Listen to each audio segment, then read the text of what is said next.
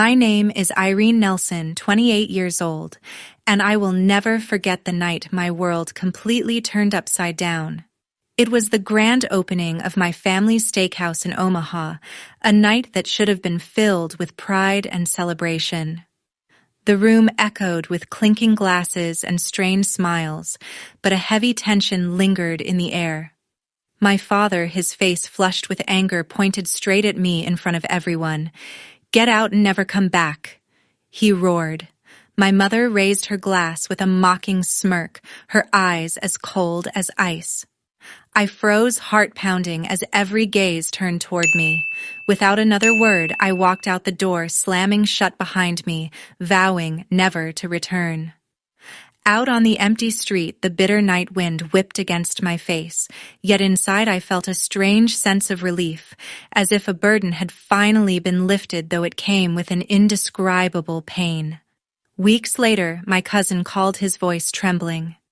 "Your parents are in big trouble." Leaning back in my chair, I calmly replied, "I know. So what drove them into such deep trouble? If you were in my place, would you choose to forgive or turn your back forever?" Share your thoughts in the comments below. I wasn't always the one walking away from chaos. Growing up in Omaha, Nebraska, our family was the face of Nelson's Steakhouse, a local legend where folks came for juicy ribeyes and warm smiles. But behind the polished menus and sizzling grills, my home was a pressure cooker. My dad ran the show like a drill sergeant, barking orders at staff and us kids alike. He'd slam his fist on the table if I got a B instead of an A, saying, "We're Nelsons, we don't settle." My mom, always draped in designer scarves, cared more about looking perfect than being present. She'd flash a smile at customers but snap at me for scuffing my shoes. Their expectations piled on me like a heavy coat I couldn't shake off. My older sister was different. She dyed her hair purple, pierced her nose, and declared herself an artist by 16. She'd vanish for weeks, chasing gigs at music festivals, leaving me to carry the family's image. I was the golden child, the one who had to shine. Straight A's, debate team captain, volunteer at the church food drive. Every achievement was a brick in the wall of their approval. But it was never enough. Dad would nod, then point out how I could have done better. Mom would glance up from her wine glass, muttering about my plain outfits. I learned early that love came with strings attached. The steakhouse was their pride, a symbol of success they flaunted to neighbors and friends. They'd host big parties there, showing off new chandeliers or imported leather booths, while I memorized orders and scrubbed tables after school. I didn't mind the work, it felt like contributing.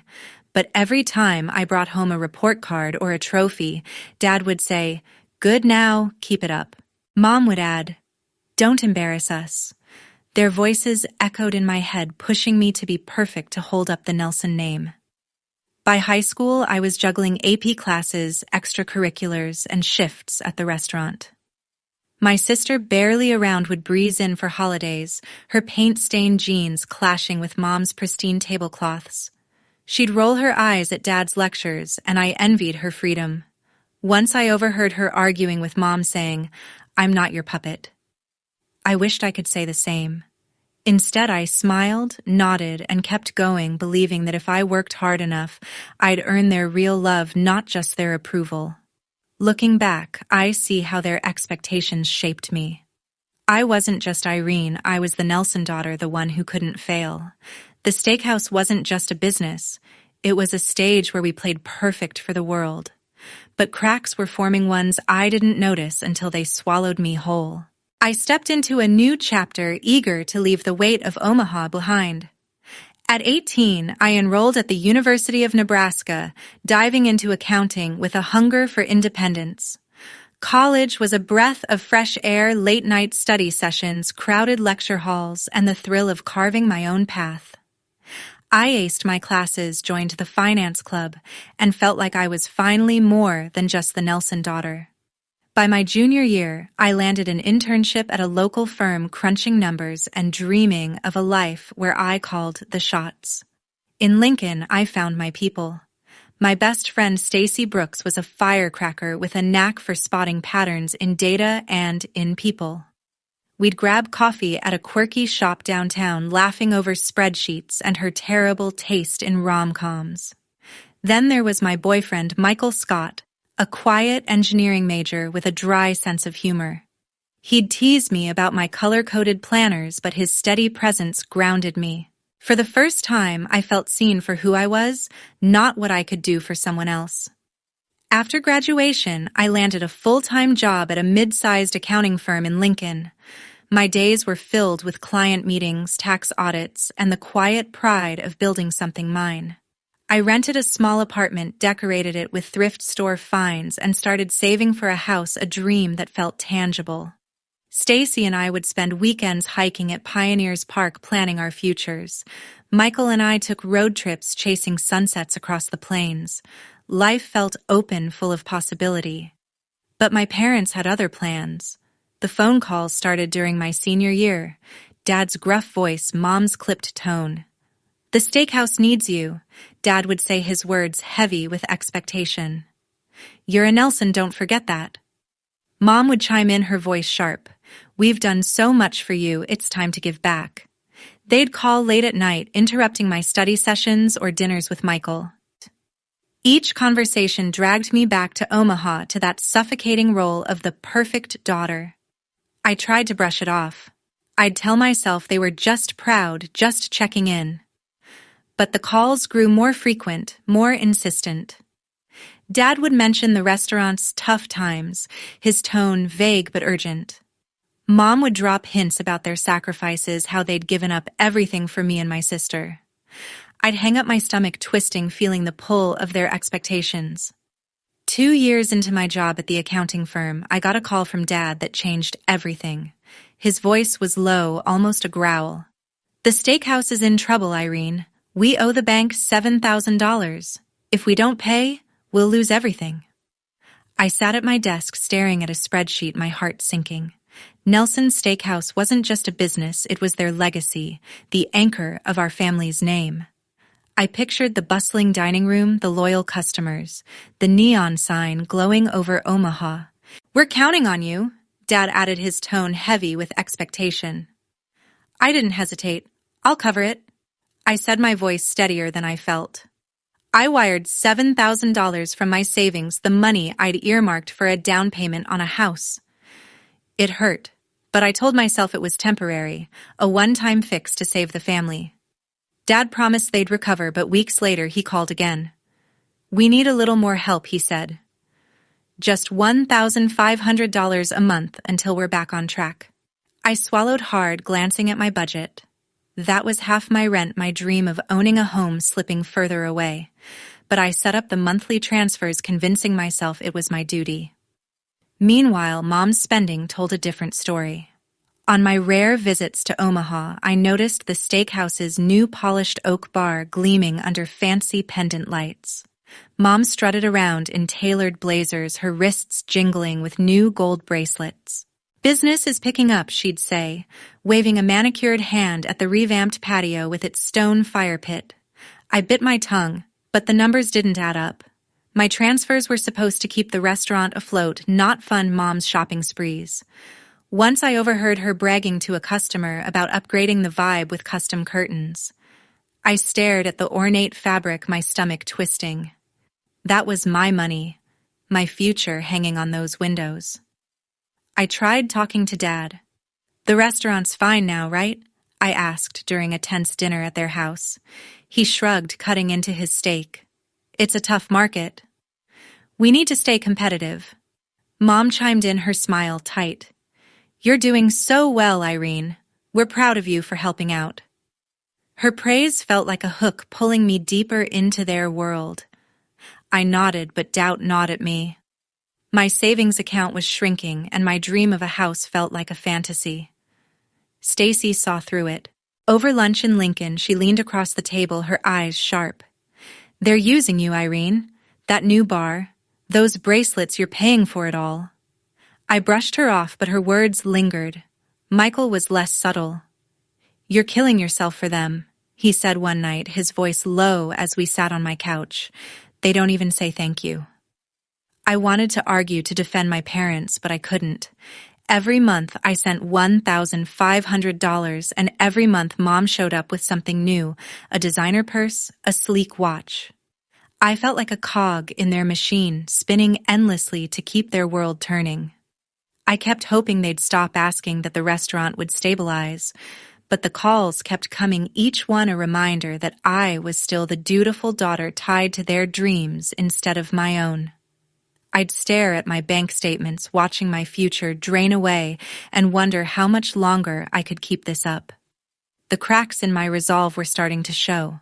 For 3 years I'd been sending money to keep Nelson's Steakhouse afloat, but the weight of it was wearing me down. My parents' demands didn't stop. They grew sharper, more personal. During a rare Sunday dinner in Omaha, Mom set her wine glass down and fixed her eyes on me. "Irene, your job sounds so ordinary," she said, her voice dripping with disdain. "Filing taxes all day. You could aim higher." I clenched my fork, forcing a smile. Then she turned to Michael, who'd joined us. "And your boyfriend, he's sweet, but so boring. Don't you want someone with ambition?" Michael's face tightened, but he stayed quiet, cutting his steak with slow, deliberate slices. I wanted to snap back, but Dad's stern glance kept me silent. Back in Lincoln, Stacy dropped a bombshell. We were at our usual coffee shop, her laptop open to a spreadsheet she'd been digging into for a client. "Irene, I found something," she said, her voice low. "Your parents took out another credit line on the restaurant. $20,000. They didn't tell you." My stomach dropped. I'd been pouring my savings into their business, and they were racking up secret debt. Stacy slid her laptop toward me, showing the bank records she'd accessed through a mutual contact. "They're playing you," she said, her eyes fierce. I stared at the numbers, my hands trembling. All my sacrifices, my house. My plans were being swallowed by their lies. I confronted Dad over the phone that night. "Is it true? Did you borrow more money?" I asked, my voice shaking. He paused, then sighed. "It's just business, Irene. You wouldn't understand." His dismissal stung like I was still a kid who couldn't handle the truth. Mom jumped in on speaker, her tone icy. "You're overreacting. We're building something for the family." I hung up my chest tight with anger. They weren't just using my money, they were hiding their schemes behind it. Michael was reaching his limit too. One evening, as we walked along the Platte River, he stopped and faced me. "Irene, you're letting them control you," he said, his voice low but firm. "Every month you're stress-checking your bank account, skipping plans with me to save money. It's killing us." I flinched, knowing he was right. Our dates had become rare, our conversations clipped. I'd canceled a weekend getaway because I couldn't afford it after sending my parents another payment. "I don't know how to stop," I admitted, my voice barely a whisper. Michael's eyes softened, but he shook his head. "You need to choose them, or us." I lay awake that night replaying his words. Stacy's warning echoed too, her voice cutting through my denial. My parents' criticism wasn't new. Mom had always picked at my choices, from my clothes to my career. But now their secret loan and her jab at Michael felt like a betrayal. I'd given up so much to keep their dream alive, and they were tearing down mine. I wanted to believe they'd change, that they'd see me as more than a resource. But the truth was sinking in. They never would. That realization was about to push me to my breaking point. The grand opening of Nelson's Steakhouse's new branch in Omaha was supposed to be a triumph, a glittering showcase of my parents' ambition. I arrived in a simple black dress, my nerves frayed from months of tension. The dining room sparkled with crystal chandeliers, waiters weaving through a crowd of local bigwigs and loyal customers. I forced a smile, playing the dutiful daughter one last time, but my heart wasn't in it. I scanned the room, hoping to avoid another lecture from Mom or Dad, when my cousin Patricia pulled me aside. "Irene, I heard about your loan." Patricia said, her voice low but carrying over the chatter. "You paid off their debt, didn't you? That's incredible." Her words hit like a spotlight, exposing the secret I'd kept buried. Heads turned, conversations faltered. I froze, my face burning as Dad's eyes locked onto mine from across the room. His jaw clenched, his steps heavy as he stormed over. "What did you say?" he demanded, glaring at Patricia. She stammered, confused. "I just meant Irene's help with the restaurant." "Enough!" Dad roared, his voice cutting through the noise like a blade. "Get out, Irene. Get out and never come back." The room went silent, glasses pausing mid-clink. My heart pounded, my legs rooted to the spot. Mom stepped forward, her wine glass raised, a smirk curling her lips. "You heard him?" she said, her tone icy, her eyes glinting with something cruel. The crowd parted their stares, boring into me. Patricia's face paled, her hand reaching for me, but I pulled away. I wanted to scream, to call out their lies, the secret loans, the endless demands, the way they'd drained me dry. But my throat tightened, words failing me. I saw Dad's red face, Mom's cold amusement, and something snapped inside. This wasn't my family, it was a trap I'd been too blind to see. I turned, my heels clicking on the polished floor, and walked out. The heavy glass door slammed behind me, the sound echoing in my ears. I stood in the parking lot, the Nebraska night air sharp against my skin, and made a choice. No more payments. No more saving them. I was done. Driving back to Lincoln, my hands gripped the wheel, my mind racing. I thought of the years I'd given them, my savings, my dreams, my peace, all for their approval. Patricia's slip had ripped the veil off, showing everyone what I'd been hiding. My parents didn't value me, they used me. Dad's rage wasn't about shame, it was control slipping away. Mom's smirk wasn't just cruel, it was triumph, like she'd won some twisted game. I pulled over, my chest heaving, and stared at my phone. No calls, no apologies, just silence. I opened my banking app and canceled the monthly transfer of $1,500. My finger hovered over the confirm button, then pressed it.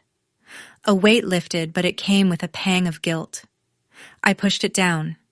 They'd made their choice, and now I'd made mine.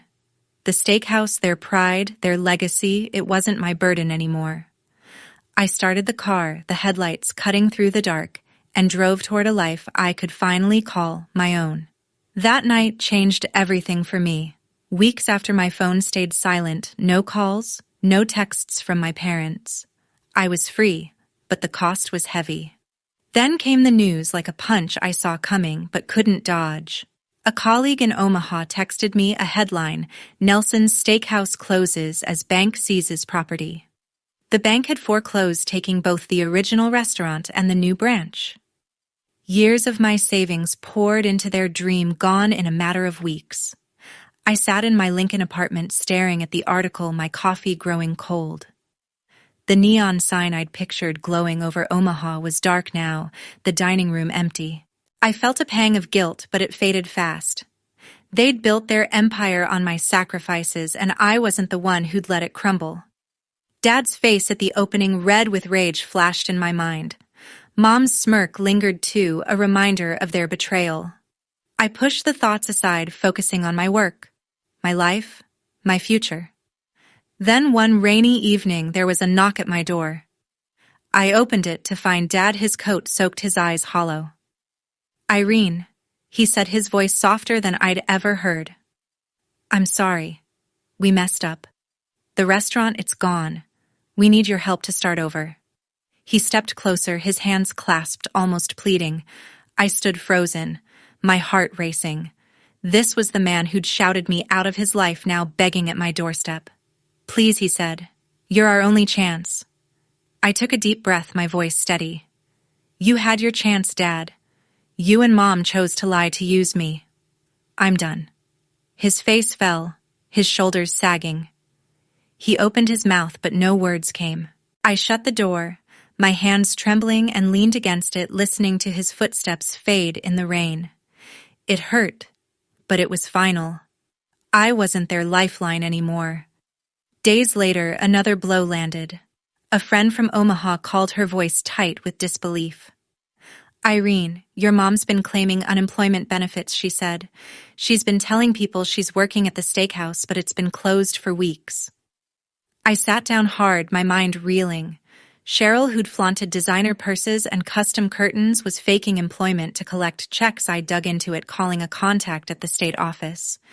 They confirmed it. Mom had filed for benefits, claiming she was laid off from a business that no longer existed.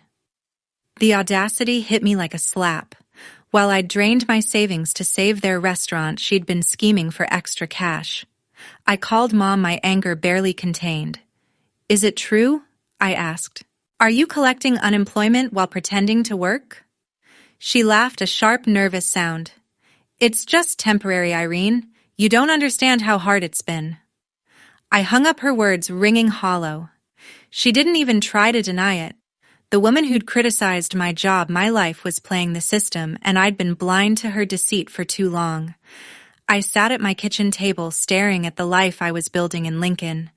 My apartment, my job, my dreams. They were mine, not theirs. Cutting them off wasn't just about money. It was about reclaiming my worth. I'd spent years chasing their approval, but their lies, Dad's fake remorse, Mom's fraud, showed me the truth. They didn't deserve my loyalty. I blocked their numbers, a final act of defiance, and felt a calm I hadn't known in years. That choice would shape my path forward. Months after cutting ties with my parents, I heard through a mutual friend that Dad had taken a job stocking shelves at a local supermarket in Omaha. Mom, meanwhile, was answering phones at a call center, her days of designer purses and restaurant grandeur long gone. They'd moved into a cramped one-bedroom apartment, a far cry from the sprawling house I'd grown up in. Part of me wondered if they'd learned anything, but I didn't dwell on it. Their choices weren't my burden anymore. In Lincoln, my life was blooming. After years of saving, I closed on a small house, a cozy 2-bedroom with a porch, perfect for morning coffee. The day I signed the papers, Michael stood beside me, his grin wide as he handed me the keys. "You did this," he said, his voice warm with pride. We'd weathered the storm of my family's demands, and our bond was stronger for it. We spent evenings painting the walls, picking out furniture, and planning a future that was ours alone. For the first time, I felt like I was building something that couldn't be taken away. I didn't forgive my parents, and I wasn't sure I ever would. Their lies, the secret loans, Mom's unemployment fraud, Dad's hollow apologies had shown me who they were. I'd spent years trying to be the daughter they wanted, sacrificing my dreams to prop up theirs. But walking away from the steakhouse that night, I'd chosen myself. It wasn't easy. Guilt crept in sometimes, whispering that I'd abandoned them. But I'd learned a hard truth. Love doesn't mean letting people use you. Setting boundaries wasn't selfish, it was survival. Michael and I hosted a housewarming party, filling our new home with laughter and friends. Stacy came, her sharp wit lighting up the room as she teased Michael about his questionable grilling skills.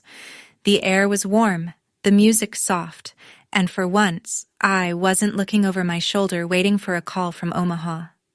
I stood on the porch watching the sunset paint the sky and felt a peace I hadn't known was possible. My parents' world had crumbled, but mine was just beginning. Looking back, I saw the lesson clearly. Family is supposed to lift you up, not pull you down. For years, I'd let Dad's expectations and Mom's manipulations define me, thinking that was what love looked like. But real love, mine for Michael, my friendship with Stacy, my commitment to myself demanded respect, not sacrifice. Setting boundaries with my parents wasn't about cutting them out. It was about protecting my dignity, my happiness, and the life I deserved. I'd spent too long trying to save them, only to realize the only person I needed to save was me. That lesson carried me forward, a compass for the years ahead.